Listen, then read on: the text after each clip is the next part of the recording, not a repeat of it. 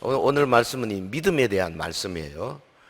지난 금요일 날 제가 십자가에 대해서 우리 성경 전체, 예수님의 사역 전체의 중심이 죽음에 있다, 십자가에 있다, the centrality of the cross에 대해서 말씀을 전했는데, 오늘은 좀 믿음 쪽으로 좀 더 강조를 해서 우리 근본적인 우리 신앙의 자세를 가다듬는 그런 시간이 됐으면 좋겠습니다. 우리 기독교의 핵심은 한마디로 말하면 삼위일체 하나님에 대한 우리의 믿음입니다. 성부 하나님, 성자 예수님, 성령 하나님, 그들의 창조, 사역, 섭리, 통치, 그리고 장차 이루실 심판의 그 모든 영역에서 우리가 믿어야 하고, 그 믿음에 따라서 우리의 삶이 결정되는 것이죠. 그러니까 믿음에서 출발하고 믿음으로 성취되는 것이 우리 기독교 신앙이에요.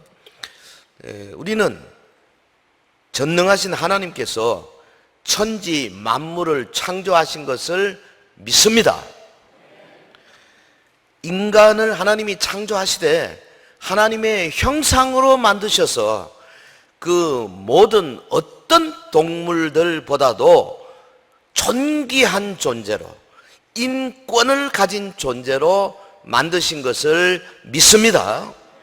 그래서 우리가 인권 운동의 모든 출발점은 살아계신 하나님과 그가 창조하신, 하나님의 형상으로 창조하신 그 창조 사역으로부터 출발되어야 하지, 단순히 무슨 인간이기 때문에 인권이 필요하고 그런 거 아니다 그 말이죠. 유물론자들은 인권의 존재 자체를 부정하는 겁니다. 왜? 일반 파리 목숨이나 혹은 무슨 곤충들이나 그 짐승들이나 사람이나 본질적으로 같다는 거예요. 영혼의 존재를 부정하지 않습니까? 우리는 하나님께서 하나님의 형상으로 우리를 만드신 것을 확고하게 믿는 자들인 줄 믿습니다. 우리는 하나님께서 범죄한 인류를 구원하시기 위해서 스스로 육신을 입고 이 땅에 오셔서 죽으시고 부활하시고, 그래서 우리 모두를 하나님의 나라로 인도하실 것을 믿습니다. 교회는 그러니까 이 믿음을 가진 자들이 함께 모여서 하나님께 예배하고 영광을 돌리고 헌신하고, 또 사랑하는 성도들과 함께 교제하고 서로를 나누고, 또 연약한 자들을 세워서 성숙한 자로 만들어내고 양육하는 거죠. 그리고 주변의 이웃들, 이 교회의 담을 넘어서 연약하고 불쌍하고 우리의 도움을 필요한 사람들에게 사랑을 나눠주고 봉사죠. 그리고 나가서 복음을 알지 못하는 사람들에게 때로는 물을 건너서라도 가서 전하는 전도와 선교의 사역을 하는, 그것이 바로 교회의 5대 사역 아닙니까? 예배, 교제, 양육,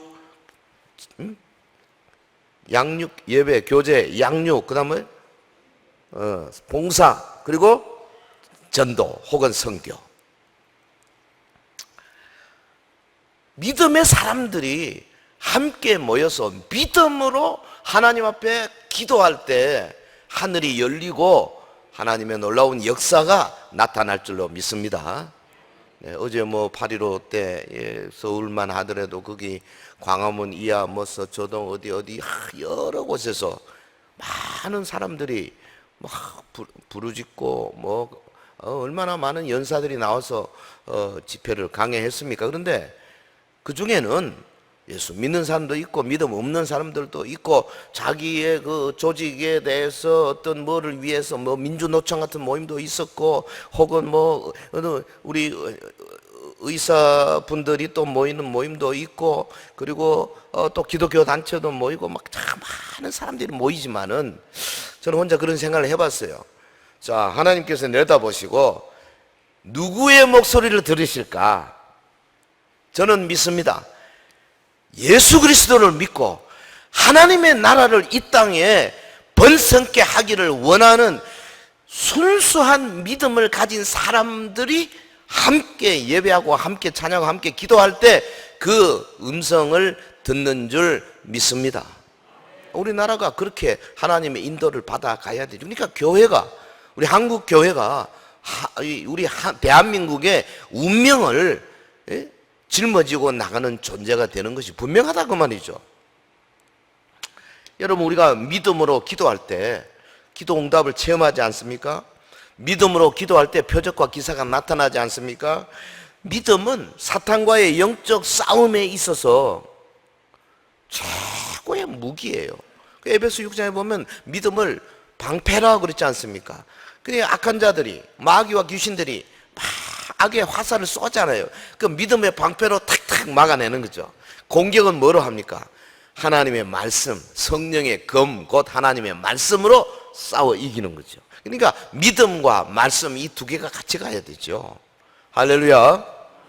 자, 오늘이 믿음으로 성경에 보면 닫힌 문들을 열 수 있고 믿음으로 열린 문들을 닫을 수 있다. 성경이 그렇게 아주 묘하게 표현하고 있습니다.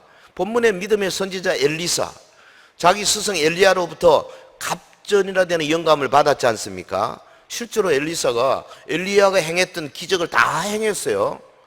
예, 딱 하나 회리바람 타고 하늘 올리는 것만 안 했지요. 나머지 사람을 살리고 병든 자를 고치고 뭐 쓴 물을 달게 만들고 뭐 대단한 일을 많이 했습니다. 그야말로 믿음의 사람이죠. 그래서 엘리사가 살아계신 하나님을 그 모든 백성들에게 알려줄 뿐 아니라 그들로 하여금 하나님의 영광을 보도록 만든 그런 장본인 아닙니까? 그 오늘 본문이 나오는 이 열왕기야 4장, 여기는 그러니까 엘리사 선지자의 본격적인 사역을 기록하고 있어요. 앞부분에 보면은 뭐 그 선지생도의 부인 그 계속 기름을 끊어지지 않도록 만들어 가지고 살리는 장면 나오죠. 그리고 오늘 본문에 보면은 여기 엘리사를 가리켜서 하나님의 사람이라고 계속 말하는 장면이 나오잖아요. 열왕기하 4장에 하나님의 사람 11번 나옵니다. 아무나 보고 하나님의 사람이라고 말하지 않습니다. 오늘 저와 여러분이 당신은 하나님의 사람이다 이렇게 말하면 얼마나 좋겠어요. 예? 장로님들, You are the man of God. 하나님의 사람이다. 이게 뭐 그거보다 더 귀한 영광스러운 이름이 없죠. 아무나 붙일 수 있는 이름이 아니에요. 그리고 성경이 말하고 있지 않습니까? 하나님의 사람은요 반드시 따라 붙는 게 있습니다. 뭡니까? 하나님의 말씀입니다. 하나님의 사람이 하나님의 말씀 없으면 하나님의 사람일 수가 없죠.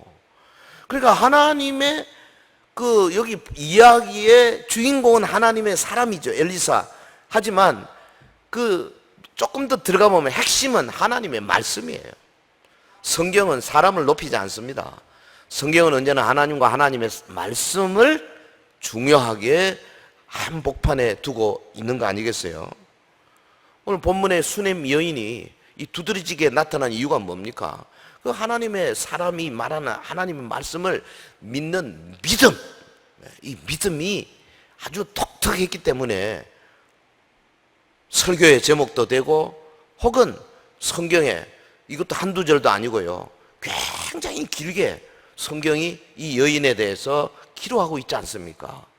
어마어마한 겁니다. 이 성경이 이만큼 기록이 있는 사람이 별로 많지는 않아요.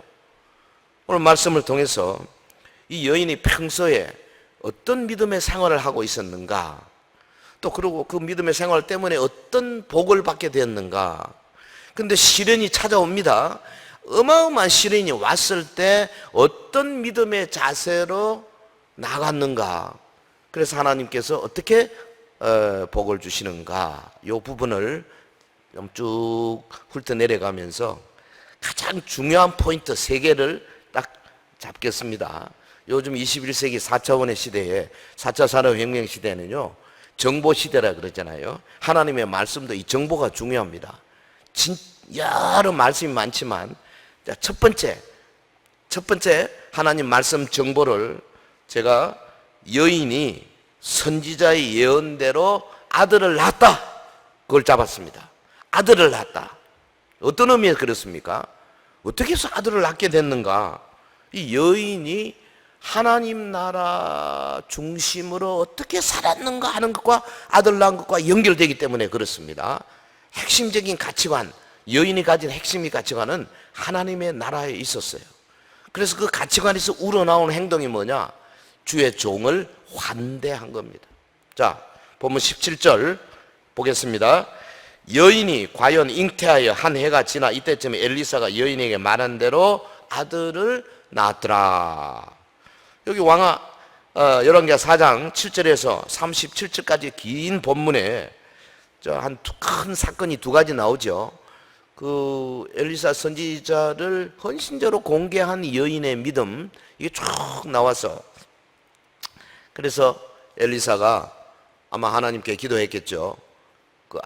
그 여인에게 아들을 낳게 득남게 했죠. 그게 하나의 사건이고, 근데 이 아들이 갑자기 죽었어요.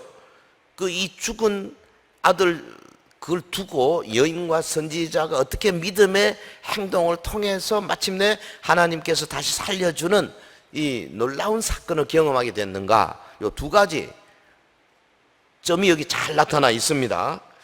근데 여인이 그 엘리사를 환대하는 것이 단순히 주의 종을 환대했다, 그게 아니에요.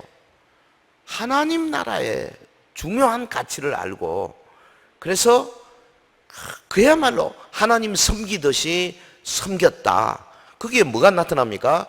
믿음입니다. 믿음. 여러분, 우리가 주님을 향한 강한 믿음을 가지게 있으면요, 이 믿음이 우리의 삶의 모든 영역에 나타나게 되어 있습니다. 믿음이 있으면요, 우선 제일 먼저 나타나는 게 뭐겠어요? 예배하는 것부터 나타납니다. 예배 자리에 빠질 수가 없어요. 믿음이 있으면. 믿음이 있으면 찬양하는 게 나타납니다. 믿음이 있으면요, 하나님 앞에 감사로 나타나요. 믿음이 있으면 교회를 사랑하게 돼요. 아멘 안 할 겁니까? 믿음이 있으면 교회 성도들에게 막 잘해주고 싶어요. 믿음이 있으면 물질이 아깝진 않아요. 헌금도 막 하게 돼 있어요. 믿음이 있으면 교회에서 맡은 자기 직분에 대해서 정말 조심스럽게 생각하고 열심히 하고자 해요. 믿음이 있으면 10계명 1, 2, 3, 4, 5, 6, 7, 8, 9개 10계명을 어기고 싶지 않아요. 믿음이 있으면 성경을 자꾸 읽고 싶고, 믿음이 있으면 하나님 나라가 얼마나 중요한지를 아주 절실하게 깨닫는 겁니다. 그래서 내가 하는 일이 하나님께 도움이 되나 안 되나, 하나님께 영광이 되나 안 되나, 믿음이 있고 없고는 우리가 무슨 현미경으로 우리 속에 믿음이 있는가 살펴볼 수 있는 게 아니라 우리의 생각, 말, 행동으로 드러나게 되어 있는 거죠. 할렐루야. 그 믿음이 있다 하면서 행동이 없으면 죽은 믿음이라 그랬잖아요. 이 여인의 믿음, 여인은 여기서 이 본문에서 어떻게 나타나느냐? 선지자 엘리사를 환대하는 것으로 나타나요. 본문에 보면 여인이 상당히 돈도 있다 그랬어요. 부와 지위를 갖고 있었어요. 그런데 하나님 나라 중심의 확고한 가치관을 가지고 있었다, 그 말이죠. 그러다 보니까 하나님께서 이 여인의 믿음에 대한 복을 주신 거죠. 예. 주의 종을 환대하며 하나님 나라 중심의 삶을 살던 여인에게 하나님께서 오랜 수건이던 아들을 선물로 받게 된 거죠. 여기 수넴이라는 곳이 어디냐면, 저 위에 그 갈멜산이 있고요, 그 밑에 무기또가 있어요. 무기또에서 한 11km 남방입니다, 이게. 그러니까 이 수넴에서 갈멜산까지 한 60리 정도 됩니다. 이제 엘리사는 갈멜산에 있었어요. 그런데 이 양반이 그 당시 상당히 나라 전체에 큰 일을 하는 사람이라 왕하고도 가까워요. 그리고 뭐 사령관하고도 가깝고, 그래서 왕의 그 왕궁이 어디 있습니까? 사마리아에 있잖아요. 저기 사마리아에. 그러니까 갈멜산에서 사마리아로 그 중간에 왕의 별궁이 있는 곳이 그 이스라엘이라고 하는 데 있어요. 그러니까 이 지역을 다니면서 엘리사가 자주 다녔는데 그 중간에 수넴이 있어요. 그러니까 요즘은 뭐 차로 다니니까 금방금방이죠. 그 당시 뭐 노새 타고 나귀 타고 뭐 그냥 세워라 내워라 얼마나 힘들어요. 그러니까 수냄증 오면은 어디 쉬어야 된다고. 그 여기 보니까 이 수많은 많은 사람들이 수냄에 살았지만 하나님의 사람을 알아본 사람은 이 여자밖에 없었어요. 그리고 이 여인이 뭐라 그러냐면 하나님의 거룩한 사람, 이런 마음이 있었잖아요. 본문 9절 볼까요? 여인이 그의 남편에게 이르되 항상 우리를 지나가는 이 사람은 하나님의 거룩한 사람인 줄을 내가 압니다. 이야, 하나님의 거룩한 사람. 예? 이게 히브리 말로 이쉬 엘로힘 카도시, 이거 엄청난 단어입니다. 이게 이쉬 엘로힘 카도시. 아마 성경에 여기밖에 없지 싶은데요. 하나님의 거룩한 사람입니다. 이 여인이 엘리사를 대하는 태도가 어떠했는가는 미루어 짐작이 갑니다. 그래서 어느 정도로 했냐? 그 10절에 보면 우리가 그를 위하여 작은 방을 담위에 만들고 침상과 책상과 의자와 촛대를 두사이다. 그가 우리에게 이름이 거기에 머물리다. 남편하고 인원했어요. 집에다가 옆에 이제 말하자면 다락방을 지은 거죠. 그리고 출입구도 그 본체 출입구가 아니고 옆으로 이렇게 좀 프라이버시를 가질 수 있도록, 선지자가 자연스럽게 드나들 수 있도록 이렇게 출입구를 만들고, 그 방 안에다가 책상, 의자, 촛대. 근데 사실은 뭐 우리말로 번역은 이렇게 했지만 이 책상, 슐르한, 의자가 키세라는 거고, 촛대라는 것이 그 메노라는 거 아닙니까? 이거 일반 집에는 잘 없는 거예요. 굉장히 귀한 것들입니다.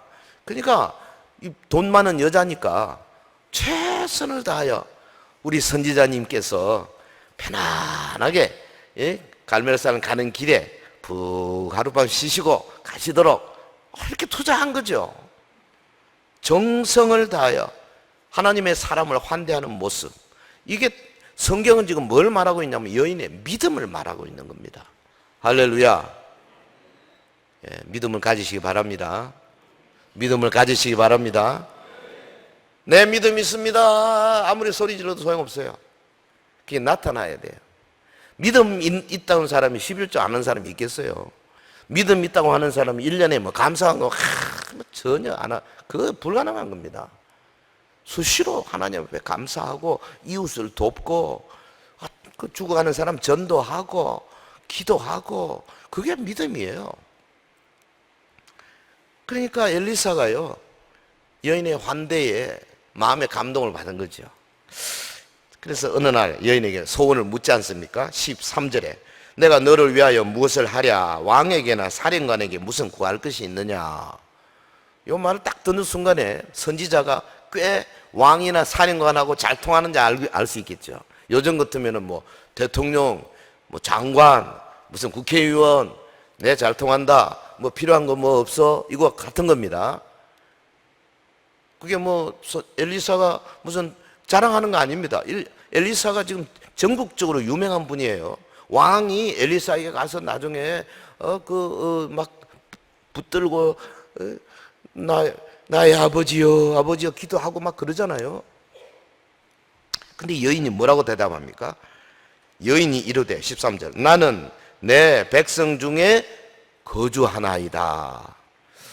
참 성경은 이렇게 아주 단순하게 기록하지만 이걸 심리적으로 조금만 더 파고 들어가면 뭡니까? 나는 단지 하나님의 백성으로 만족합니다. 왕이나 사령관에게 뭐 부탁할 거 없습니다. 그거 아니에요? 예? 그 여인이 주의 종을 대접한 것이 뭘 바라고 한 게 아니다 그 말이죠. 나는 그저 하나님의 백성으로 존재하는 것만 해도 감사한 일입니다. 순수한 마음에서 비롯된 거죠. 여러분, 대가를 바라지 않는 믿음, 이게 진짜예요. 믿으시면 아멘. 절대 우리 교회 안에서도요, 뭔 대가를 바라고 뭐하고 무슨 활동하고 그런 거 하면 안 돼요. 사람인지라 어쩔 수 없이 뭐 이렇게 좀 생기는 거는 어쩔 수 없어요. 하지만 의지적으로 이거 물리쳐야 돼요. 대가 바라지 마세요. 그냥 하나님 좋아서, 하나님 나라가 귀해서 주께 영광 돌리기 위해서 하는 거지. 동의하시면 아멘. 우리 서영교회 성도들은 뭐 대부분 다 그렇습니다만은 혹 원수 마귀와 귀신들이 와서 살살살 꼬실 수가 있어요. 야, 니 해라. 그러면 뭐 어떻게 될 거다. 특별히 무슨 뭐 그런 거 있지 않습니까? 교회가 뭐 큰 행사하고 뭐 공동회하고 뭐 투표하고 이럴 때 보면요, 그런 것들이 자연히 일어나게 돼 있거든요. 자, 그래서 이게 참 보통 쉬운 게 아닙니다. 이게 어려운 게 아닙니다. 우리가 하나님 앞에 믿음으로 평소에 준비를 잘 해야 합니다. 이 여자 아름다운 믿음을 가진 여인이에요. 예. 유일하신 하나님 중심으로 산 여인이죠. 어떻게 됐습니까? 만물이 소생하는 때 봄이 오면 아이가 태어날 것이다. 성경에 보면 여자가 담뿍 받아가지고 예 믿습니다 그러지 않았어요. 에이 선지자님께서 왜 그렇게 농담을 하십니까? 요 정도 나왔어요. 근데 여러분 여기 중요한 건 뭔지 아십니까? 그런 순간에 약간 믿지 못하는 게 중요한 거 아니에요. 전체 흐름이 중요한 거예요.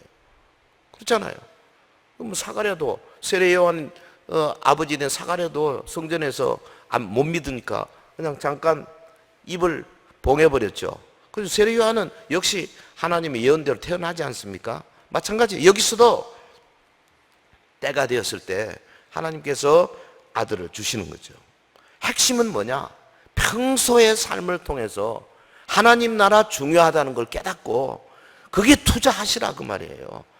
쓸데없는 거 말이죠. 엉뚱한 데다가 막 어떤 감정적인 데다가 막 어떤 세상적인 데다가 여기에다 우리 그리스도인들이 우리의 힘과 정력을 소비할 것이 아니라 하나님의 나라, 하나님의 영광, 예수 그리스도의 영광을 위한 일에 투자해야 된다 그 말. 할렐루야.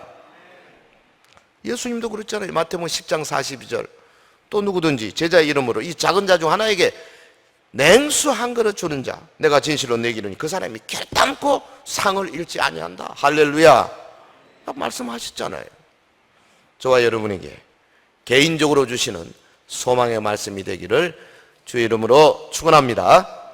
자, 첫 번째 하나님의 말씀 정보, 그 믿음으로 하나님 나라 위에 살면서 결국은 아들을 얻기까지 된 사건입니다. 자, 두 번째 말씀 정보가 쭉 긴 이야기 가운데 어디에 있느냐?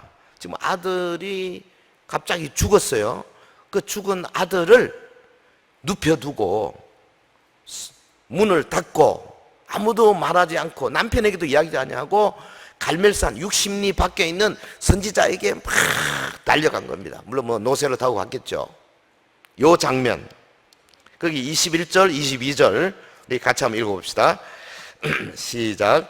그의 어머니가 올라가서 아들을 하나님의 사람의 침상 위에 두고 문을 닫고 나와. 그 다음 내가 하나님의 사람에게 달려갔다가 돌아오리다. 예. 무서운 시련이 다가온 거죠. 아니 하나님이 주신 아들이요 갑자기 한 대여섯 살 됐을 때 하지 않습니까? 아버지와 함께 추수 때 밖에 나갔다가 아이고 내 머리야 하다가 다 죽어가는 거죠. 그래 어머니가 그 아들을 안고 죽어가는 아들을 내려다 볼 때 참 착잡한 심정이 얼마나 대단했겠습니까? 예? 노년에 얻은 자식이 자신의 품 안에서 죽어가는 모습. 자, 요 사건에서부터 이 여인의 믿음의 진가가 드러나기 시작합니다. 지금 요 사건을요, 어떤 사람들은 지금 우리에게 바로 대입해서 해석하는 사람들이 있던데요. 그런 거는 좀 곤란합니다. 뭐 여기 아들을 살린 것처럼 오늘도 죽은 아들을 살린다 이런 차원이 아니고요. 구약의 요때 지금 선지자를 통해서 아들을 살린 이 사건, 이것이 오늘 우리에게 어떻게 적용이 되는 게 좋으냐? 정말로 힘든 일을 당했습니다. 시련을 맞이했습니다.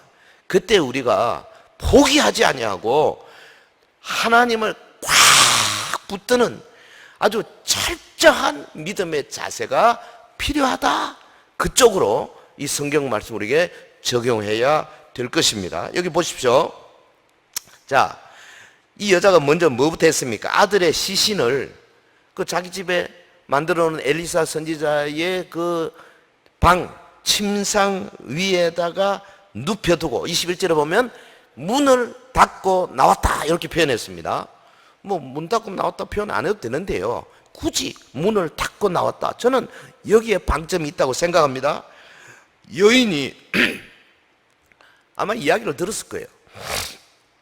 엘리사 선지자의 스승 엘리야 선지자 시대에 열왕기상 17장에 보면은 그 사르밧 과부의 아들이 죽었어요. 그 엘리야가 살리지 않습니까? 그때 어디다 눕혀두냐? 엘리야 선지자의 침상에 눕혀두고 살린 거죠.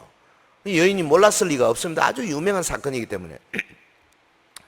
아들이 죽은 사실을 아무에게도 안 알렸습니다. 그리고는 문을 닫고, 그러니까 아들이 지금 문 안에 있어요.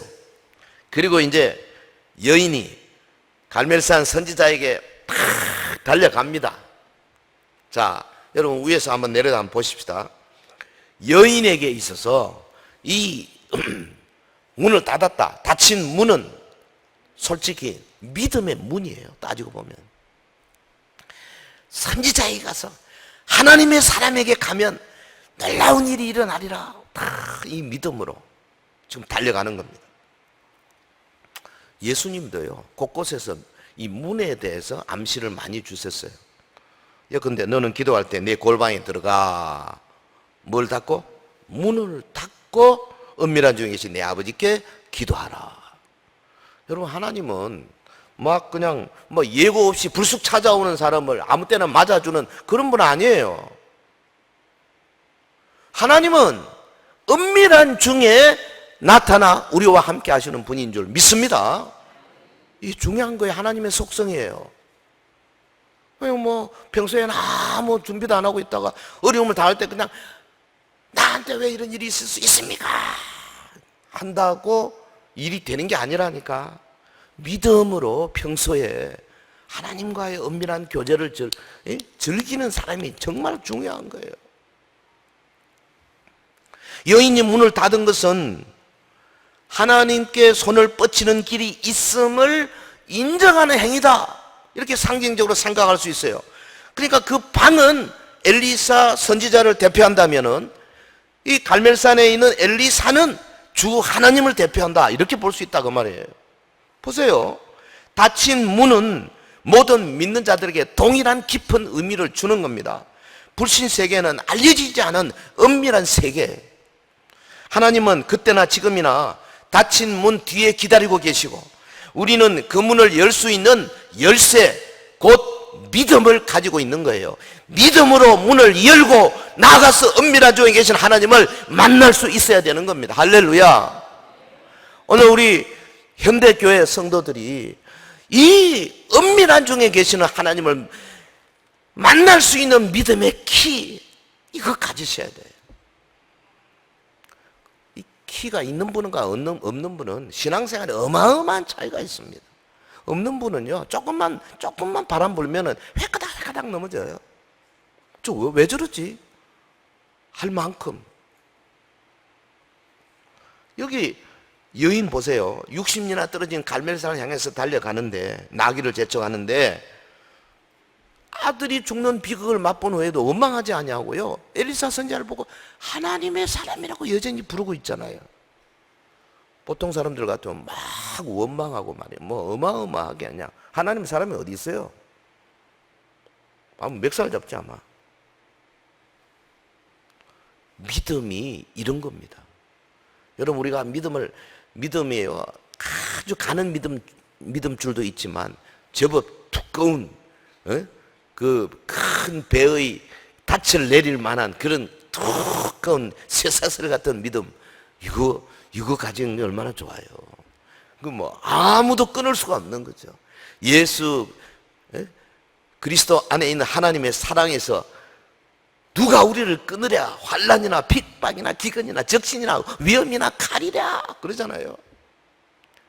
단순한 믿음의 줄을 이거 어떻게 평소에 말씀으로, 기도로, 예배로, 성도의 교제로 계속 키워나갈 때 어느덧 강력한 믿음, 다니엘의 사자굴에 들어갈 만한, 사드락 메삭 아베느고가 7배나 더 뜨거운 불못불에 들어갈 만한 강력한 믿음의 줄을 갖게 되는 거죠.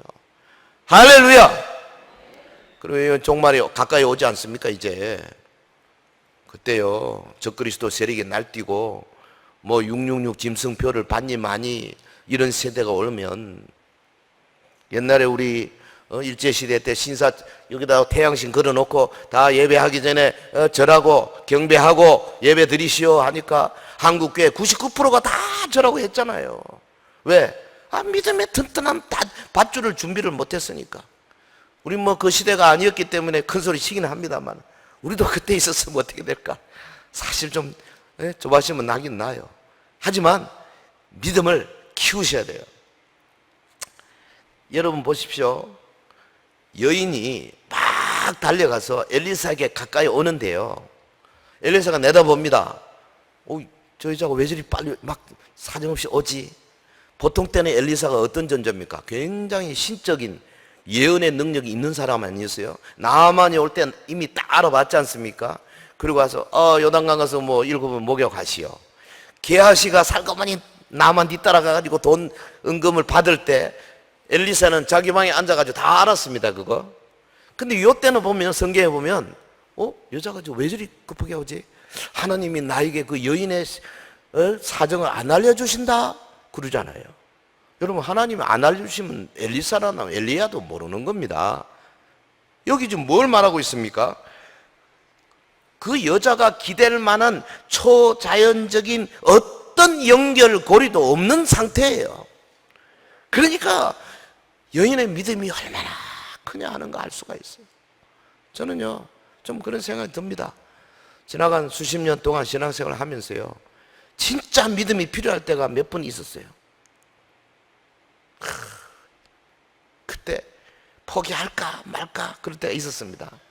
근데 제가 그때 어떤 생각을 가졌었느냐 하면은, 이걸 택하고 하나님께서 나를 죽이시면 죽겠다 이러고 택한 적이 있어요. 근데 죽이시지는 않더라고. 그게 저는 굉장히 그런 체험을 하면서요, 믿음이 쑥 성장하는 걸 봤어요. 여러분에게도 다 그런 때가 있습니다. 그리고 앞으로도 올 거예요. 그 각자가 다 다르기 때문에 뭐라고 말을 할 수 없지만, 이 말씀을 잘 생각하면서요, 정말 어려운 시련이 왔을 때 끝까지 주님을 놓지 않고 붙드는 자. 할렐루야. 베드로처럼 막판에 가서 가야바의 뜰에 가서 3번씩 모른다고 부인하지 말고 끝까지. 사도 요한의 제자 폴리갑이 86세나 되어가 잡혀가지고 너 한 번만 예수 모른다고 한마디만 하면 풀어줄게. 폴리갑이 하는 말이, 내가 86년 동안 주님의 도움을 받았는데 내가 이 나이에 대해서 어떻게 주님을 모른다고 할 수 있습니까? 말 한마디 하고 그대로 그 불 가운데로 다 태워서 죽임 당하는 순교하지 않습니까? 그 죽으면 죽으리라 까지 가는 이 믿음, 이게 진짜 믿음이에요. 저는 여러분이 그런 믿음을 갖기를 충심으로 권면합니다. 할렐루야. 자, 이제 다음 단계입니다. 3번째 단계. 요게 이제 말씀 정보가, 첫 번째 이제 그 아들 낳았죠. 두 번째 시련 속에서 놀라운 믿음을 발휘하죠. 세 번째 살아난 아들을 안고 나오는 장면입니다. 요건 뭐예요? 안고 나올 때 문이 열리죠. 열려진 문입니다. 이게 믿음의 응답이에요. 여러분, 우리 앞에 닫혀진 문이 쫙 열리면서 응답되는 놀라운 그런 일들을 맛볼 때, 그때가 예수 믿는 제대로 된 기쁨을 경험하는 그런 때 아니겠습니까? 37절에 보면 여인이 들어가서 엘리사의 발 앞에서 땅에 엎드려 절하고 아들을 안고 나가니라. 여기 이야기의 절정이죠. 아들이 죽은 사실을 엘리사가 들었지 않습니까? 그러면 이제 거기서 60리까지 또 내려가야 되거든요. 그리고 엘리사는 나이가 많잖아요. 그래서 좋은 게하시한테 네가 먼저 가라. 그 지팡이를 주고 가라 그런데, 여인은 게하시를 믿지를 않았어요. 선지자께서 같이, 하나님의 사람이 같이 가셔야 합니다. 억지로 붙들고. 그래서 할 수 없이 이제 엘리사가 같이 간 거예요. 게하시가 먼저 가서 뭐 지팡이를 낚고 해봤지만 고침받지를 못했죠. 그리고 이제 보십시오. 여기 엘리사가 그 집에 도착합니다. 32절. 엘리사가 집에 들어가 보니 아이가 죽었는데, 죽었습니다. 아이가 자기의 침상에 눕혔는지라. 이제 닫힌 문 안입니다. 이제 거기서 영적인 싸움이 시작하는 거죠. 예. 들어가서는 문을 닫으니 두 사람뿐이라. 엘리사가 여호와께 기도했는데 낫지는 않았어요. 살아나지는 않았습니다. 다시 시도합니다. 아이 위에 올라 엎드려 자기 입을 그의 입에, 자기 눈을 그의 눈에, 자기 손을 그의 손에 대고 그의 몸에 엎드리니 아이의 살이 차차 따뜻하더라. 그렇지만 이 자연스러운 온기가 뭐 약간 따뜻해지는 것 같지만 생명을 주지는 못합니다. 생명은 하나님이 주시는 거예요. 실패한 거죠. 그리고 이제 엘리사가 가능한 모든 것을 다 했지만 안 돼. 내려왔습니다. 엘리사가 내려서 35절 집안에서 한번 이리저리 다니고 다시 아이 위에 올라 엎드리니 아이가 7번째 재게 하고 눈을 뜨는지라. 할렐루야. 선지자 엘리사도요, 이럴 때 믿음이 쏙 커지는 거예요. 선지자도. 여인은 말할 것도 없고요. 여러분 보세요. 닫힌 문 안으로 아무도 들어오면 허용하지 않았습니다. 그리고 하나님 앞에 기도하면서 아이 위에 엎드리고 간절하게. 그리고 이제 아이가 살아났습니다. 비로소 여인을 부릅니다. 여인이 들어옵니다. 37절. 여인이 들어가서 엘리사의 발 앞에서 땅에 엎드려 절하고 아들을 안고 나가니라. 요 37절. 이것은 죽은 자의 방 밖으로, 그리고 선지자의 방 밖으로 나오는 겁니다. 굳게 닫혔던 문이 열려졌습니다. 열려진 문은 다른 말로 하면 믿음의 응답입니다. 이거 뭘 상징합니까? 이 열려진 문은 장차 예수 그리스도 이 땅에 오셔서 죽으시고 땅에 묻히시고 그리고 사흘 만에 부활하실 때 돌문이 열려지는 것을 상징할 뿐 아니라 장차 주님이 다시 재림하실 때에 예수 안에 죽은 자들의 무덤이 열리고 살아있는 자들이 호련히 변화하고, 그래서 부활체와 변화체가 공중에서 주를 만나서 주님과 함께 왕국을, 천년 왕국을 이루는 이 위대한 역사를 여기서 지금 신랄같이 보여주고 있는 거 아니겠어요? 성경은 모든 것이 다 연결되어 있는 겁니다. 사랑하는 성도 여러분, 우리는 하나님께서 여기 지금 수넴 여인 가정에 베푸신 은혜의 형태를 조금 좀 생각할 필요가 있어요. 제일 먼저 뭐부터 하셨느냐 하면, 먼저 위대한 생명의 선지자를 그 집에 보내셨어요. 그러니까 이제 그때에 이 집에서 선지자를 영접하지 않았으면 끝나버린 거죠. 환대했습니다. 그래서 거기에 유하게 됐잖아요. 그리고 예언의 말씀을 주시잖아요. 그리고 아들을 받지 않습니까? 그리고 이 가정의 신앙 성숙을 위해서 아이를 잠시 가져가셨어요. 그리고 다시 보내주시면서 이 가정에 어마어마한 믿음의 축복을 주시는 겁니다. 저는 그렇게 생각합니다.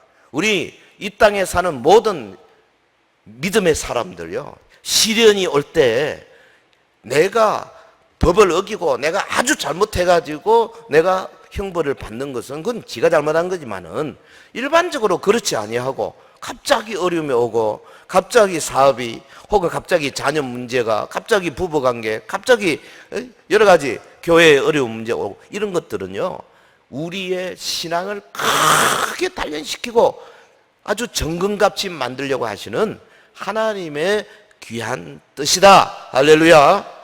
그렇게 우리가 알아야 합니다.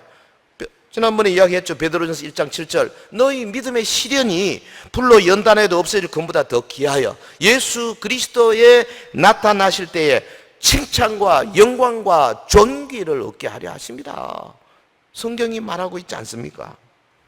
여인은 하나님을 믿었기 때문에 아들의 죽음을 받아들이지 않았습니다. 그래서 선지자에게 달려가면서 하나님만 믿고 그 60리를 나귀를 타고 가면서 어떤 생각을 했겠습니까? 오직 주님. 요즘 우리 같으면 오직 예수, 오직 예수님, 오직 예수님, 오직 예수님. 나는 예수님밖에 없습니다. 주님밖에 없습니다. 말씀밖에 없습니다. 하나님의 나라밖에 없습니다. 이런 믿음 아니겠어요? 아니, 주님이 그런 믿음으로 나오는 사람을 외면하시겠어요? 절대 외면 안 하십니다. 여러분, 설령 안 되더라도 마지막 순간까지 그렇게 하시고 그냥 끝을 내십시오. 그러면 이 땅에서 혹시나 이루지 않을 수 있지만 하나님의 나라에서 상급이 어마어마하게, 그 생명의 면류관, 썩지 아니한 면류관, 자랑의 면류관, 영광의 면류관, 의의 면류관, 면류관들이 기다리고 있어요. 말씀을 맺겠습니다. 우리가 너무 기도를 급히 중단하기 때문에 응답받지 못하는 경우가 한두 번이 아니지 않습니까? 정말 이것은 기도 제목이다, 내가 이건 꼭 해야 되겠다, 하나님이 주시는 거다, 여러분 확신 오거든요. 막 일주일이고 한 달이고 두 달이고 끝까지. 어거스틴의 어머니 모니카는 20년 기도했다 그러잖아요. 아들이 막 만이교에 빠지고 뭐 기생하고 빠지고 사생아도 낳고 막 이런데도 계속 기도해가지고, 어거스틴 5세기에 사도 바울 이후에 최고의 성자가 되잖아요. 그 어머니의 기도 때문이거든요. 그것도 금방 이루어진 게 아닙니다. 쫄깃하게 끊임없이 하나님 앞에 매달리는 믿음, 이 믿음에 여러분 잊어버리지 말 것은 하나님 앞께로 나가는 유일한 길은 예수 그리스도, 그분의 십자가, 그분의 당하신 고난, 그분의 말씀, 그분의 부활, 그분이 장차 재림할 그 놀라운 소망, 이겁니다. 할렐루야. 예수 외에는 하나님께로 나갈 다른 길이 없습니다. 이 문은요, 어린아이가 예수님에 대한 믿음 가지고 어린아이가 타치해도요 문이 열리게 돼 있어요. 그 정도로 예수님을 향한 믿음이 중요한 겁니다. 요한계시록 3장 7절에 그랬죠. 거룩하고 진실하사 다윗의 열쇠를 가지시니 곧 열면 닫을 사람이 없고 닫으면 열 사람이 없는 그가 이르시되, 볼지어다 내가 네 앞에 열린 문을 두었을 때 능히 닫을 사람이 없으리라. 주님이 문 닫는 거, 문 여는 거 굉장히 관심이 많으세요. 우리 앞에 열린 문을 두었습니다. 능히 닫을 사람이 없으리라. 믿음의 열쇠를 소유하고 있지 아니하는 한 아무도 열고 들어갈 수가 없어요. 그러나 우리는 믿음의 열쇠를 갖고 있지 않습니까? 그래서 어떤 어려움이 오고 어떤 시련이 온다 할지라도 예수 그리스도를 믿는 믿음의 열쇠를 사용해서 열고 들어가서 주님 만나고 살아나고 놀라운 축복을 받는 그런 은혜가 있기를 주의 이름으로 축원합니다. 마라나타, 주님이 속히 오셔서 우리 모두에게 부활의 영광을 주실 그날까지 우리가 이 믿음을 잃지 않고 달려가기를 주 예수 이름으로 축원합니다. 축원합니다.